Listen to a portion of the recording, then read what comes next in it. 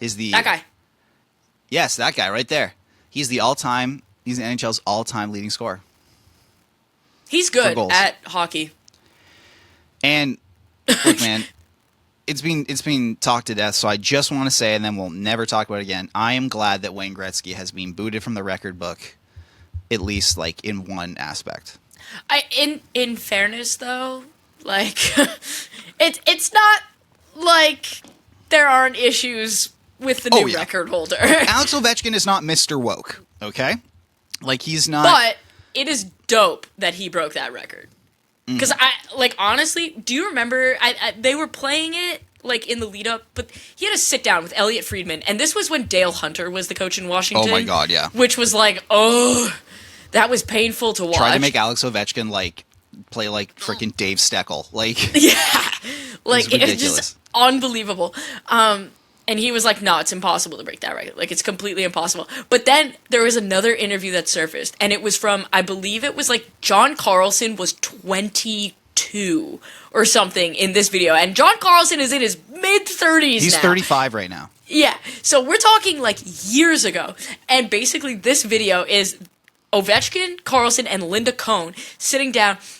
And Linda Cohn goes, what are you going to do if you break the record? And Ovechkin goes, I'm out. I'm taking my skates off. I'm retiring. Goodbye immediately. So when he broke the record and the game resumed, the Caps social team did a callback and tweeted out, the game has resumed and we are happy to report Alex Ovechkin is still playing.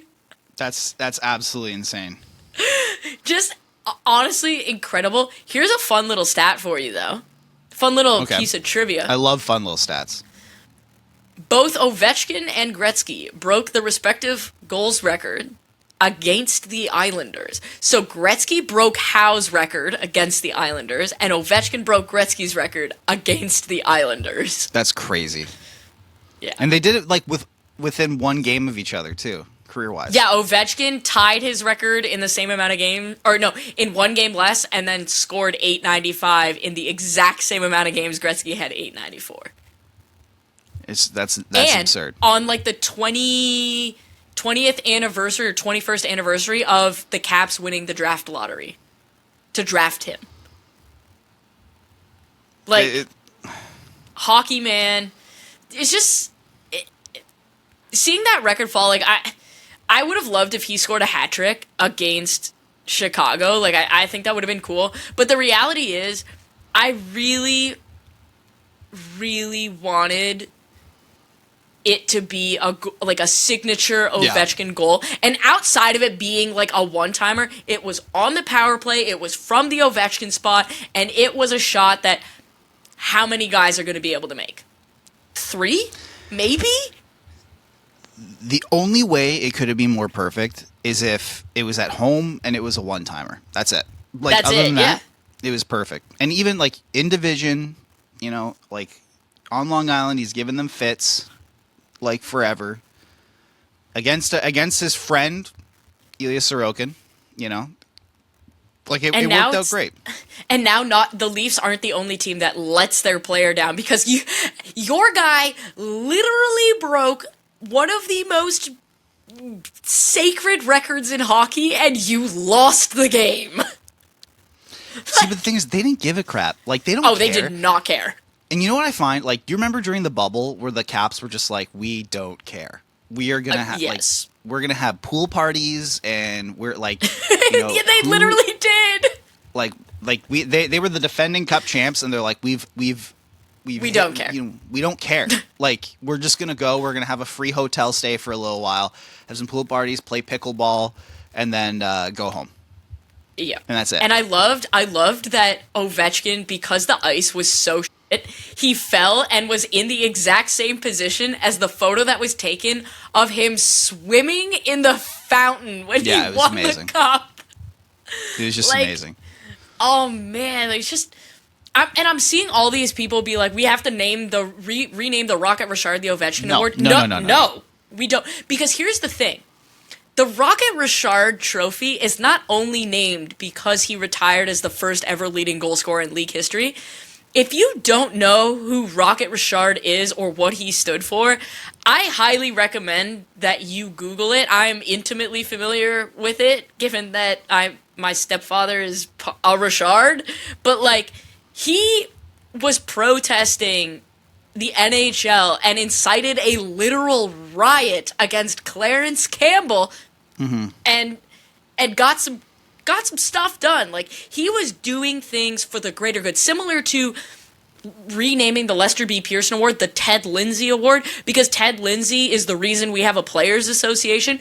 When you have guys who have had a profoundly positive impact, not just with their skill, but, like, actually on the game, Maurice Richard, Ted Lindsay, like, that is who you name the awards after. Like, that. Absolutely. So we talk, like, Ovechkin. This was a record that a lot of people thought would never get broken. Like, Right. given the way that scoring was going, because the 80s were just an absolutely absurd amount of offense, and we're now somewhat in a renaissance of, like, offense. I mean, look at the scoreboards from Wednesday night. From 8-7, 7-6. It was crazy. The Leafs won 4-3 in overtime, and it was the lowest scoring game of the night. Like, it was Every crazy. single game went over last night. Yeah. Also, shout out Matthew Nyes. That man lost his college hockey final in Amalie Arena and decided, I am never losing in that building again. He is on a path of vengeance. But we talk about records that'll never get broken. And I thought we'd go through a couple and see if there's any chance, because Ovechkin breaking this record has kind of reopened the conversation about what can be broken. Yeah, I think there's certainly 3 hockey records that I think will never get touched, just because of the way the game is. Gretzky's points record. Yeah. Gretzky's assists record. Yeah. And Martin Brodeur's most wins in a season or something like that, because he played like 74 games one year. Yeah. To be fair though, who was it? There is a goalie who has started 21 straight games. Vejmelka, which is nuts. And but he's not winning like but that's 60 21. odd. Yeah, not 74. I thought we'd start with one right out the gate here. It's Wilt Chamberlain's 100-point game. Yeah, no. I think it will. You think that's going to get broken? Listen, Kobe Bryant scored 81 during an era when I think this might be controversial. Kobe Bryant scored 81 during an era when, like, games would end like 91-70. You know, Who'd he score 81 against, Mike? Toronto Raptors. But, you know, it's fine. We love to be part of history. Every goddamn time. Every goddamn time. I think that, like, you have a guy like Luka Doncic who scored 70, you know? I think if a guy like that, because there's also teams that tank a lot more than they used to, I think if there's a guy who goes out there one night and just goes, I am going to set this record. Because also, we don't have video footage of Wilt Chamberlain setting this record. There's a big conspiracy theory out there that he never did it. So, my only thing, do I think somebody like Luka could do it? Yes. Here's my concern. Mm-hmm. The NBA's new name is the National Blowout Association, and the problem that you have is if a guy's going to score 100, their team is going to be up by like 50 points. By the time they get to the fourth quarter, even if they're on this tear, like, their coach is going to be like, oh, you're sitting. If that wasn't the case, then yes, I absolutely think that Luka or somebody could do it. It's just the way that the NBA has shifted in terms of, like, player rest and all this other garbage that makes me wonder, like, is it even going to be possible, because will the coaches allow it? Now, having said that, if a guy has 80 points going into the fourth quarter and you don't let him play, you should lose your job on the spot. It would have to be like a concerted effort. Like, it would have to be like, all right, I'm going out there, coach, I'm going to set this record. Like, you do not pull me.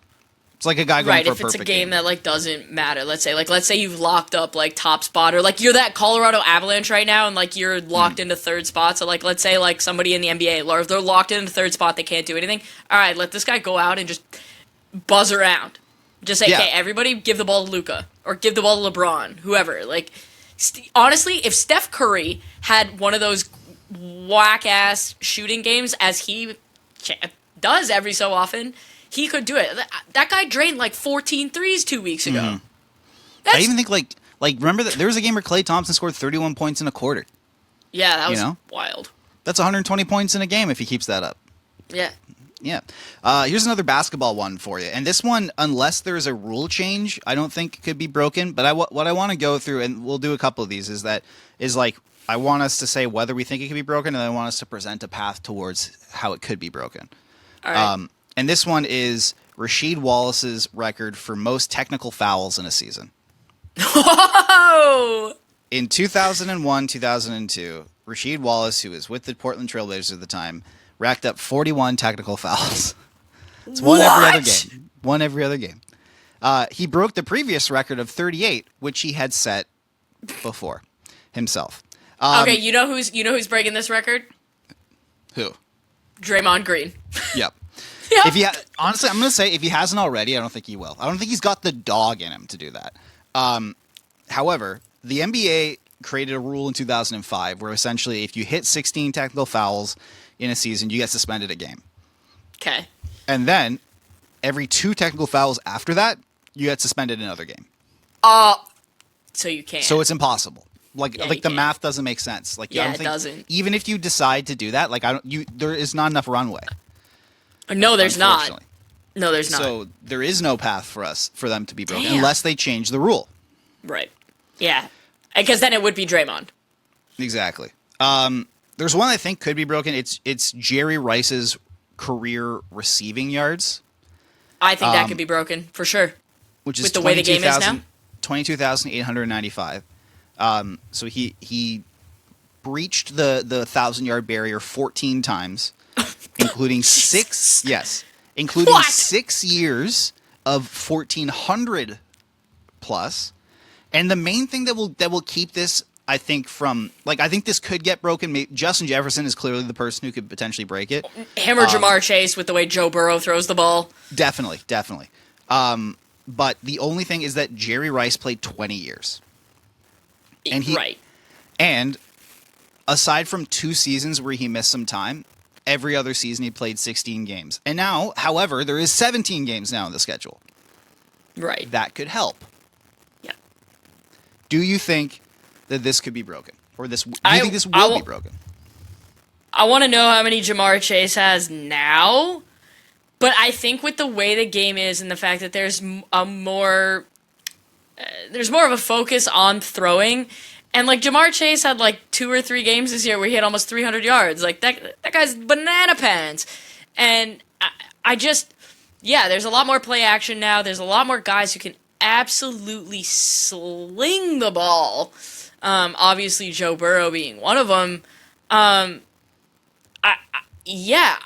Do I think it's likely that it gets broken? No. Do I think it could get broken? Yeah, like imagine for 1 second if Justin Jefferson had Patrick Mahomes as his quarterback. I think we're having a very different conversation at that point. Mm-hmm. I think we are too. We have two. Like that's no more. disrespect for JJ McCarthy, but like Patrick Mahomes. Yeah, we're in a different league here. We got 2 more. They're both baseball, and I think these are the most impossible ones to be broken. But Okay. we'll see. This one is Cy Young's career complete game. record. Yeah. Analytics, it's never getting touched. Cy Young. This is also crazy. Cy Young, the guy who the pitcher of the year trophy is named after. He had 815 total starts in his career. It's a lot. Okay. That's a lot. How many complete games do you think he threw? And complete games is you get through 9. 83. You serious? Out of 815 starts? Yeah, 83. He threw 749 career complete games. Excuse me? Out of 815 starts, he threw 749 complete games. What? Yeah. That's what, 66 starts, didn't go complete, and that's it? That's it. I have to look that up. There's no way that's correct. There's, like, literally, what? No, it's... Cy Young tallied 815 starts and threw 749 complete games. To put that in perspective, Justin Verlander... Oh my god! Justin Verlander, you know, guy's been pitching for almost 20 years at this point. I believe he's the active leader. How many complete games do you think he's thrown? Doesn't he have like 42 or something like that? 26. Yeah, like... This will never get broken. Like, there is no fathomable, unless medical Dude, science... people aren't going to get 100, never mind 700. No, unless medical science, the only path that this is going to happen is medical science gets to a way where you can make arm tendons invincible. Yeah, UCLs, basically. Just goodbye. Okay, so remember like a couple weeks ago when we were having a discussion about Paul Skeens? Yeah. I'm going to comfortably say Paul Skeens is really good. He's not going to be as good as Cy Young. Yeah. Now, to be fair, obviously, like, pitchers throw harder than ever this year. It's harder, like, batters are, I think, better than ever this year. This man finished... Okay, so he had 815 starts and 749 career complete games. So he had a complete game percentage of 92. That's absolutely insane. Just so we're clear, and the only reason I know this is because I was looking at it the other day. The average MLB starting pitcher doesn't get through 5 innings in more than 80% of their starts. It's like a different world, like back in the day. It's crazy. Bro. And this dude's completing 92% of his games? Come on. This last one, though, it's another baseball one. I think baseball fans know where I'm going with this one. It's Cal Ripken Jr.'s consecutive games record. Yeah, that's... 2,632 consecutive games. Man, we got dudes taking days off, like, for finger soreness now. Cody Bellinger ate hot wings and it made him sick and he didn't play on Wednesday. Cal Ripken would be... He'd call him a peasant. And I love Cody Bellinger. That is 8,243 consecutive innings that span from June 1982 to September 1997. Bro, okay, so this consecutive game streak started 15 years long. 14 years before we were born. Yeah. And ended when we were 1.5. Yes. Was there a player last year who played every single game? There might be a couple, but it is very rare. It's almost like unheard of. Like, you at least take one day, or like maintenance day. And I'm not saying DH does not count. No, but I mean, like, you keep in mind, like, Cal Ripken played the field too. He was like second baseman. Like, it's like you. Yeah, this guy's not. That's what I'm saying. Like, this guy wasn't just DH. He's not a DH. He's not a pinch hitter. That doesn't count. Like, that's absurd. And like, donkulous. Not to be like, not to sound like a boomer here, but like, we just don't do it like we used to. And I think maybe it makes for a better product, but that's crazy. That's just insane. That's kind of nuts. Mm-hmm. That's kind of nuts. Again, the only way that could get broken is if medical science evolves to a point where, like, you can basically either play through any injury, like you take like a pill, and it takes the sensation of pain away completely. For 3 hours or whatever. And also just strengthens your UCL if you're a pitcher. So the Martin Brodeur record, he had 691 wins as a goaltender. For some cute math purposes, you would have to average 69 wins a season for 10 years, and here's the thing: is the average lifespan of an NHL goalie, like a starting goalie of that quality, is about 12 years. Mm-hmm. You would have to have more than 50 wins in every single one of those years, and the average NHL starting goalie right now is only starting 59 games. What are you going to do, go 54-5? Didn't, like, Linus Ullmark do that the year that the Bruins set the... No, because he only played, like... You only played half of them, you're right, never mind. Yeah, he only played 49 games. There you go. That record's never getting touched. Fleury set the overtime record on Wednesday night, 75 overtime wins as a goaltender. Incredible. That's it's never getting touched. I think potentially because they introduced overtime, like, and you have to have like a winner, but 691 wins. Like, you think about it, Connor Hellebuck, Andrei Vasilevsky, like Igor Shesterkin, all these guys, like, if they get 500 wins, that'd be insane. We're talking 691 wins. Like, to put it in perspective, and a former NHL goalie said this to me, to put Martin Brodeur's record in perspective. You know how for skaters you get a silver stick for 1,000 games? Mm-hmm. The goaltender silver stick is 500 games. Yeah. He has 691 wins. Never mind games. Wins. That is beyond nuts. And yeah, like he's outrageous. So yeah, I there's definitely a few of those records that are not getting touched.